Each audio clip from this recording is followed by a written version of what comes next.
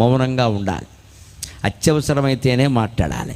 మాట్లాడే ముందు 3 విషయాలు ఆలోచించుకోవాలి. సత్యమా, ప్రియమా, అత్యవసరమా. ఈ 3 పరీక్షలకి నిలబడిన మాటే మాట్లాడాలి, లేకపోతే మాట్లాడమంతే. ఇది సత్యమేనా, నేను చెప్పేది నిజమేనా, ఏదో గాలి మాట పట్టుకొచ్చి వార్త రాగానే చెప్పేయకూడదు. అవన్నీ ఫేక్ న్యూస్. అవి ఎవరి కాలక్షేపానికి వాడు పెడుతున్నాడు. వేళ చెప్పకూడదు, వెంటనే అది ఖాయం చేసుకోవాలి. అంటే ముందు నిర్ధారించుకోవాల్సింది సత్యం. రెండోది సత్యమే కావచ్చు, వినేవాడికి ఇష్టమేనా, లేనిది ఎందుకు చెబుతున్నావు నీకు, వాడికి అవన్నీ ఆసక్తి లేదేమో, నీకు తెలవగానే చెప్పాలా. ఈ రెండింటికంటే కూడా ముఖ్యం అత్యవసరమా. ఈ మాట మనమే చెప్పాలా, ఇంకెవరూ చెప్పరా, అలా అయితేనే చెప్పాలి. ఈ మౌనం కారణంగా నీ మనస్సులోనే నీ ఇష్టదేవత దర్శనం అవుతుంది, ఖచ్చితంగా అనుమానమే లేదు దానికి.